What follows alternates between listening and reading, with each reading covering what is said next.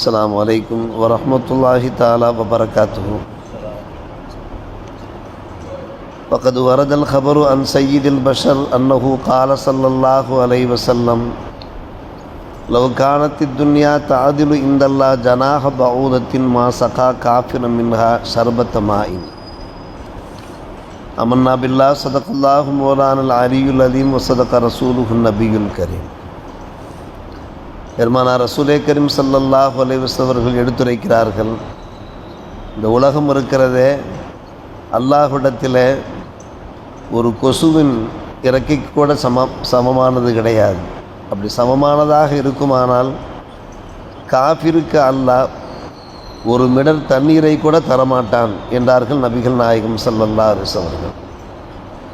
கொசுவின் இறக்கைக்கு கூட சமமானதாக இல்லாதனால தான், மதிப்பற்றதாக இருக்கிற காரணத்தினால்தான் காஃபிர்களுக்கெல்லாம் அல்லாஹ் ரப்புல் ஆலமீன், இறை மறுப்பாளர்கள், இறைவனை நிராகரிக்கின்றவர்களுக்கெல்லாம் அல்லாஹ் உண்ண உணவையும் குடிக்க பானத்தையும் தந்து கொண்டிருக்கிறான் என்று நபிகள் நாயகம் ஸல்லல்லாஹு அலைஹி வஸல்லம் எடுத்துரைக்கிறார்.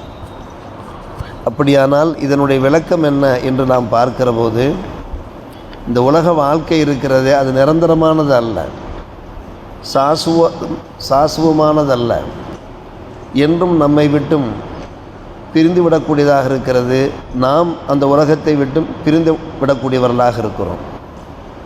குர்ஆனிலே அல்லாஹ் சொல்லும்போது, இந்த உலகம் உங்களை ஏமாற்றி விட வேண்டாம், அல்லாஹ் விஷயத்தில் எந்த ஒரு ஏமாற்றக்கூடிய ஒன்றும் ஏமாற்றி விட வேண்டாம் என்று கூறுகிறான். உலக வாழ்க்கையிலே நீங்கள் மெய்மறந்து அல்லாஹ்வை மறந்து விடாதீர்கள், நீங்கள் ஏமாற்றத்திற்கு ஆளாகி விடுவீர்கள் என்று அல்லாஹ் எச்சரிக்கை செய்கிறான். நாம் சம்பாதிக்கின்றோம், உழைக்கின்றோம், பாடுபடுகின்றோம். ஓரளவுக்கு உழைத்தால் போதுமானது, பாடுபட்டால் போதுமானது. ஒரேடியாக நாம் சொத்துக்களை நாம் சேர்த்து வைத்து நம்முடைய பிள்ளைகளுக்கு உழைப்பு இல்லாமல் ஆக்கிவிடக்கூடாது. காரணம், பின்னால் அவர்கள் சோம்பேறிகளாக ஆகிவிடுவார்கள், ஊதாரிகளாக ஆகிவிடுவார்கள். பிள்ளைகளுக்கு அதிகமாக நாம் சொத்து சுகங்களை சேர்ப்பதை விட அவர்களுக்கு ஒழுக்கத்தை கற்றுத்தர வேண்டும், உழைப்பினுடைய மகிமையை நாம் கற்றுத்தர வேண்டும். அதைத்தான் பெருமானார் ரசூலே கரீம் ஸல்லல்லாஹு அலைஹி வஸல்லம் அவர்கள் நமக்கு கற்றுக் கொடுத்தார்கள், வாழ்ந்தும் காண்பித்தார்கள். இந்த உலகத்திலே அவருடைய வாழ்க்கை இருக்கிறதே ஒரு துறவு வாழ்க்கையாக இருந்தது. துறவுக்கு அரபியில் ஜுஹூதி என்று சொல்வார்கள். ஒரு ஜாகிதாக அவர்கள் வாழ்ந்தார்கள். இறக்கிற போது அவர்கள் பெரிய அளவுக்கு சொத்துக்கள் எதையும் விட்டு செல்லவில்லை. மாறாக தங்களுடைய குடும்பத்தினர் அன்றாட சாப்பிடுவதற்குண்டான அந்த வாழ்வாதாரத்தை தான் பெருமானார் ரசூலே கரீம் ஸல்லல்லாஹு அலைஹி வஸல்லம் விட்டு சென்றார்கள். அவர்கள் சொன்ன வாசகம் மறக்கவே ஆளாத வாசகம். இந்த உலகம் இருக்கிறதே அது மூமின்களுக்கு ஒரு சிறை கூடமாக இருக்கிறது, காஃபிர்களுக்குத்தான் அது ஒரு சுவனபுரியாக இருக்கிறது என்று சொன்னார்களே. மூமின்கள் எப்படி நடந்து கொள்ள வேண்டும் என்பதற்கு இந்த ஹதீஸ் ஒரு விளக்கமாக இருக்கிறது. அவர்களுடைய அந்த அறிவுரையை, அறவுரையை நாம் நினைத்து பார்க்க வேண்டும். அடிக்கடி அல்லாஹ்விடத்தில் பேசுவார்கள், யா அல்லாஹ், ஒரு நாள் நான் பசித்திருக்க வேண்டும், ஒரு நாள் நான் வயிறார உண்ண வேண்டும். பசித்திருக்கிற நாளிலே நான் உன் பக்கமே பணிந்து உன் பக்கமே திரும்ப வேண்டும். பசி தீர்ந்திருக்கிற நாளையிலே நான் உன்னை புகழ வேண்டும், உனக்கு நன்றி பாராட்ட வேண்டும் என்று அவர்கள் சொல்லுவார்கள். இந்த வாழ்க்கையைத்தான் பெருமானார் ரசூலே கரீம் ஸல்லல்லாஹு அலைஹி வஸல்லம் அவர்கள் தேர்வு செய்தார்கள். எனவே இன்றைக்கு நம்முடைய அன்றாட வாழ்க்கை எப்படி சென்று கொண்டிருக்கிறது அதை நாம் பார்த்தாலே போதுமானது. நம்முடைய அன்றாட வாழ்க்கையிலே நாம் 3 வேளை சாப்பிட முடிகிறது, உடைகள் உடுத்த முடிகிறது, நம்முடைய வாழ்க்கை தேவைகளை பூர்த்தி செய்து கொள்ள முடிகிறது என்றால் அதுவே மிகப்பெரிய ஒரு பாக்கியமாக இருக்கிறது. கோடி கோடியாக சொத்துக்களை சேர்த்து வைத்திருக்கிறவர்கள் நிம்மதியாக வாழ்கிறார்களா என்றால் நிச்சயமாக அவர்கள் நிம்மதியாக வாழவில்லை. அவருடைய குடும்பத்திலே ஏகப்பட்ட பிரச்சனைகள், இரவில் அவர்களால் நிம்மதியாக தூங்க முடியவில்லை, அமைதியான ஒரு வாழ்க்கை கிடைக்கவில்லை. எனவே சொத்துக்களால் ஒரு மனிதன் சந்தோஷம் அடைய முடியாது, சுகம் பெற முடியாது. பெருமானார் ரசூலே கரீம் ஸல்லல்லாஹு அலைஹி வஸல்லம் கேட்கிற துவா, யா அல்லாஹ், முஹம்மது என்னுடைய குடும்பத்தினருடைய அந்த ரிஸ்கை நீ கூத்தாக ஆக்கித்தா. கூத்து என்றால் என்ன அர்த்தம்? அன்றன்றைக்கு பசி தீர்கிற அளவுக்கு உண்டான ஒரு உணவை தாயா அல்ல, அது போதும் என்று கேட்டார்கள். கேட்டிருக்கலாம் பெருமானார் ரசூலே கரீம் ஸல்லல்லாஹு அலைஹி அவர்கள், யா அல்லாஹ் எனக்கு செல்வத்தை அதிகரிக்க செய், கோடி கோடி தீனார் திர்ஹத்தை தா என்று கேட்டிருக்கலாம். கேட்கவில்லை அவர்கள். இன்றைய அரசியல் தலைவர்களாக இருக்கட்டும், மற்றவர்களாக இருக்கட்டும், எத்தனை கோடிகள் பணங்களை அவர்கள் சேர்த்து வைத்திருக்கிறார்கள், பிளாக் மணிகளாக சேர்த்து வைத்திருக்கிறார்கள். பெருமானார் ரசூலே கரீம் ஸல்லல்லாஹு அலைஹி அவர்களை பற்றி ஆயிஷா ரலியல்லாஹு அன்ஹா அவர்கள் அறிவிக்கிற ஒரு ஹதீஸ், நம்முடைய இதயத்தை இலகச் செய்கின்ற, உருகச் செய்கிற ஒரு ஹதீஸ். சில சமயங்களில் ஒரு மாதம் எங்களை விட்டும் பிரிந்து செல்லும், ஒரு மாதம் நிறைவடையும், நாங்கள் வீட்டில் அடுப்பு எரித்திருக்க மாட்டோம். மா நூக்கிது ஃபீ ஷஹரா நாரா இன்னமாகுவ தமரு வல்மா, நாங்கள் உண்டது புசித்தது காய்ந்த பேரித்தமனம் பருக தண்ணீர். சில சமயங்களில் இல்லா நூத்தா பில் லுஹைம், பக்கத்து வீட்டிலிருந்து கொஞ்சம் இறைச்சி வரும் என்று சொன்னார். லுஹைம் லஹும் லுஹைம், லஹுமை என்றால் இறைச்சி, லுஹைம் என்றால் கொஞ்சம் இறைச்சி. பக்கத்து வீட்டில் நாம் சில சமயங்களில் அக்கீக்கா கொடுக்குற போது கொஞ்சம் கொஞ்சம் ஒரு 1/4 கிலோ 1/2 கிலோ 100 கிராம் 2 கிராம் என்று நாம் பீஸ் போட்டு பேக் பண்ணி நாம் அனுப்புகிறோமே, அது போன்று வரும் என்று ஆயிஷா அம்மா அவர்கள் கூறுகிறார்கள். சில சமயங்களிலே அவர்கள் சொல்லுகிறார்கள், அன்பான பெருமக்கள், ஆயிஷா அம்மா, பசியிலே நாங்கள் இருந்து கொண்டிருப்போம், இருக்கின்றதை நாங்கள் சாப்பிட்டு கொண்டிருப்போம். இது பெருமானார் ரசூலே கரீம் உலகத் தலைவர் நபிகள் நாயகம் ஸல்லல்லாஹு அலைஹி வஸல்லம் குடும்பத்தில் நடந்த சம்பவம், உண்மை சம்பவங்கள். அன்பான பெருமக்களை, அந்த நேரத்தில் பக்கத்து வீடுகளிலிருந்து எங்களுக்கு ஒட்டகை பால் வரும். ஒட்டகை பாலை நாங்கள் அறிந்து கொண்டு எங்களுடைய பசியை நாங்கள் தீர்த்து கொள்வோம். யோசித்து பார்க்கிறோம் அன்பான பெருமக்களை, உலகமே கதி என்று வாழ்கின்ற நமக்கு என் பெருமானார் ரசூலே கரீம் ஸல்லல்லாஹு அலைஹி அவர்கள் காண்பித்து தந்த ஒரு அறவழி, அற்புதமான வழி, எளிமையான வழி என்பதை பாருங்கள். என்ன என்று பாருங்கள். எவ்வளவு சொத்துக்கள் இருக்கிறதோ அவ்வளவு சோதனைகள் உண்டாகும், அதில் சிந்திச்சும் சந்தேகமில்லை. சொத்துக்கள் நிறைய நிறைய பள்ளிக்கு பெருக பெருக அதன் மூலமாக நமக்கு நிறைந்த சோதனை, நம்முடைய இபாதத்துகள் எடுபட்டு போகும், நம்முடைய பிள்ளைகளிடத்திலே ஒழுக்க கட்டுப்பாடுகள் இல்லாமல் போகும், எல்லாவற்றுக்கும் மேலாக மன அமைதி இல்லாமல் போகும். பசியோடு வாழ்ந்த என் பெருமானாரையும் சத்திய சஹாபாக்களையும் நாம் அடிக்கடி நினைவு கூறுகிறோம். ஒரு சிறிய நிகழ்ச்சி தான், ஏற்கனவே நாம் தெரிந்த நிகழ்ச்சி தான். பெருமானார் ரசூலே கரீம் ஸல்லல்லாஹு அலைஹி அவர்கள் வீட்டிலிருந்து வெளியே வருகிறார்கள். வெளியே பட்டப்பகலில் அபூபக்கர் உமர் எல்லாருமோ பார்க்குறோம். இந்த நேரத்தில் உங்களுக்கு இங்கே என்ன வேலை என்று கேட்கிறோம். நாம் கேட்கிறோமல்ல, பகல் நேரங்களில் யாராவது நண்பர்கள், என்ன பகல் நேரத்திலே இவ்வளவு கடுமையான வெயிலாக இருக்கிறது, நடமாடி கொண்டிருக்கிறீர்கள் என்று நாம் கேட்கிறோம் இல்லை? அதுபோன்று கேட்டார்கள். என்ன வேலை என்று கேட்டார். மா அஹ்ரஜக்குமா மின் புயூத்திக்குமா சா, இந்த நேரத்தில் என்ன காரணத்துக்காக நீங்கள் இங்கே வீட்டை விட்டு வெளியே வந்திருக்கு? பசி யா ரசூலுல்லாஹ் என்று சொன்னார். அபூபக்கர் உமர் ரலியல்லாஹு அன்ஹு, பசி யா ரசூலல்லாஹ், அதனால் வீட்டை விட்டு நாங்கள் வெளியே வந்திருக்கிறோம்.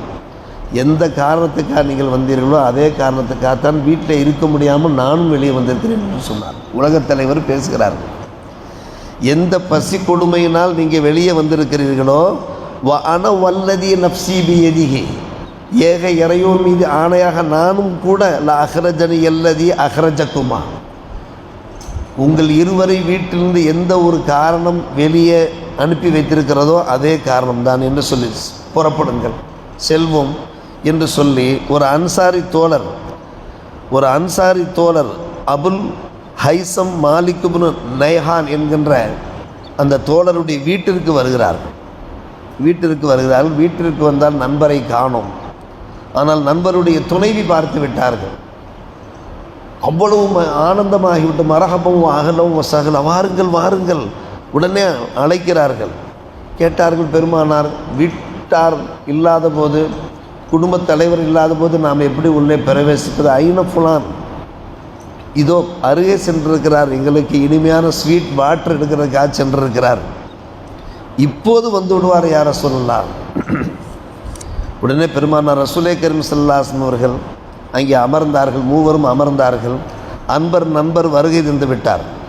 3 பேரை பார்த்த மாத்திரத்தில் அவருக்கு ஏற்பட்ட ஒரு மகிழ்ச்சிக்கு, ஆனந்தத்திற்கு அளவே இல்லை. சும்மக்கால அல்ஹம்துலில்லாஹ் மாஹதுன் அல் யௌம அக்ரம அலியாஃபன் மின்னி, இந்த 3 பேரை விட ஒரு சிறந்த விருந்தாளிகளே, கண்ணியமிக்க விருந்தாளிகளே நான் எங்கே சென்று காண்பேன் என்று ஆனந்த பரவசம் அடைகிறார்.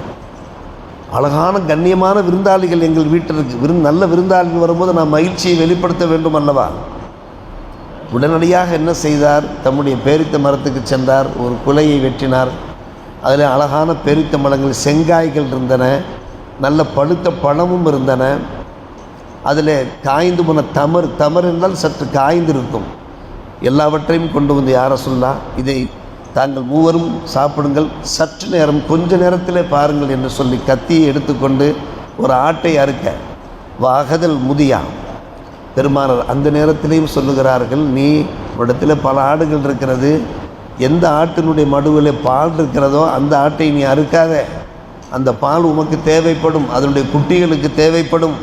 ஈயாக்கவல் ஹலூப் என்றால் பால் ஆடு, அதை நீ தவிர்ந்து கொள் என்று சொன்னவுடனே வேறு ஆட்டை அறுத்து கொஞ்ச நேரத்திலேயே அங்கே அருமையான உணவுகள் சமைத்து இனிமையான பானத்தோடு அங்கே அவர்களுக்கு விருந்து அளிக்கப்படுகிறது. பலம்மா அன் சபு வரவ், நல்ல முறையில் வயிறார புசித்ததற்கு பின்பு, தாகம் தீர்ந்ததற்கு பின்பு என் பெருமானார் ரசூலே கரீம் ஸல்லல்லாஹு அலைஹி அவர்கள் அந்த அபூபக்கர் உமரை பார்த்து பேசுகிறார்கள். வல்லதி நப்சி பியதிஹி, அல்லாஹ் மீது ஆணையாக நான் கூறுகிறேன், லதுஸ்அலுன் அன் ஹாதன் நஈம் யௌமுல் கியாமா, கியாம நாளிலே இப்போது நீங்கள் வழங்கப்பட்டிருக்கக்கூடிய இந்த நேமத்துகள் சம்பந்தமாகவும் நீங்கள் விசாரிக்கப்படுவீர்கள்.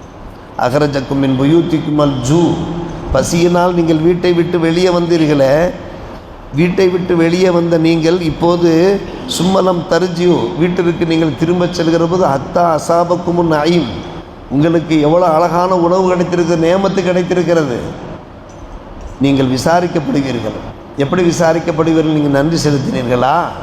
அதே போன்று நீங்கள் உண்ட உணவுகளை நீங்கள் ஆராய்ந்து பார்த்தீர்களா? எப்படிப்பட்ட உணவுகளை நீங்கள் புசித்தீர்கள், உண்டீர்கள்? ஹலாலான உணவு தான், ஆனால் சிந்தனையை தூண்டுகிறார்கள் என் பெருமானார் ரசூலே கரீம் ஸல்லல்லாஹு அலைஹி வஸல்லம். கோடி கோடியாக சொத்துக்களை நாம் சேர்த்து வைத்திருக்கிறோமே, பசியின் கொடுமையினால் சாப்பிட்ட இந்த உணவுக்கு இப்படிப்பட்ட ஒரு விசாரணை மறுமை நாளிலே கிடைக்கும் என்றால், பணம் பணம் என்று அலையக்கூடிய அந்த மக்கள், அதனுடைய விளைவுகள் என்ன என்பதை சற்று யோசித்து பார்க்க வேண்டும் அல்லவா? என் பெருமானார் ரசூலே கரீம் ஸல்லல்லாஹு அலைஹி வஸல்லம் உடைய அந்த எளிமையான வாழ்க்கை, அமைதியான வாழ்க்கை, ஒரு முன்மாதிரியான முன்னோடியான வாழ்க்கை இப்படித்தான் அமைந்திருக்கிறது. அவர்கள் ஒரு ஜாகிதாக வாழ்ந்துவிட்டு சென்றார்கள். அதன் காரணமாகத்தான் இன்றைக்கு உலகம் பூராம் அவர்கள் பேசப்பட்டு கொண்டிருக்கிறார்கள். அவர்கள் கோடி கோடி சொத்துக்கள் சேர்த்து வைத்திருந்து தங்களுடைய குடும்பங்களை வாழச் செய்திருந்தார்கள் என்றால், அவர்கள் வாழ்வாங்கு தான் வாழ்ந்தார்கள், ஒரு மனநிறைவான ஒரு வாழ்க்கையோடு தான் வாழ்ந்தார்கள்.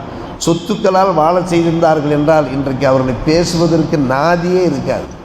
ஆனால் உலகமெல்லாம் பேசுகிறார்கள் என்றால் இப்படிப்பட்ட ஒரு அற்புதமான ஒரு முன்மாதிரியான ஒரு வாழ்க்கை வாழ்ந்ததன் காரணமாகத்தான். இதை கொஞ்சமாவது நாம் எடுத்துக்கொள்ள வேண்டும். காரணம், நாம் சம்பாதிக்கின்ற சொத்துக்களுக்கு கேள்வி கணக்கு இருக்கிறது. எவ்வளவு பணம் சம்பாதித்தோம் என்றாலும் மனசுக்கு அமைதி வேண்டுமே, நிம்மதி வேண்டுமே, குடும்பத்தில் நிம்மதி வேண்டுமே. பின்னால் நம்முடைய பிள்ளைகளுக்கு நாம் வெறும் சொத்துக்களை விட்டு செல்வதை விட ஒழுக்கத்தை விட்டு செல்ல வேண்டுமே, மனக்கட்டுப்பாட்டை விட்டு செல்ல வேண்டுமே, உழைக்கின்ற திறனை விட்டு செல்ல வேண்டுமே. சொத்துக்கள் எங்கு பார்த்தாலும் சொத்துக்கள் இருந்தால் எங்கே அவர்கள் உழைப்பார்கள்? நம்முடைய பிள்ளைகள் எங்கே உழைப்பார்கள்? நமக்குத்தான் நம்முடைய மூதாதையர்கள் கட்டி வைத்து சென்றிருக்கிறார்கள் நினைக்க மாட்டார்களா? பெருமானார் ரசூலே கரீம் ஸல்லல்லாஹு அலைஹி வஸல்லம் அந்த சுஹுதான வாழ்க்கை நமக்கு சிறந்த பாடத்தை தருகிறது. வாழ்க்கையில் கடைபிடிக்க முயற்சிப்போம். அல்லாஹ் நல்ல புரிவானாக. வாஹிர் தாவானா அல்ஹம்துலில்லாஹி.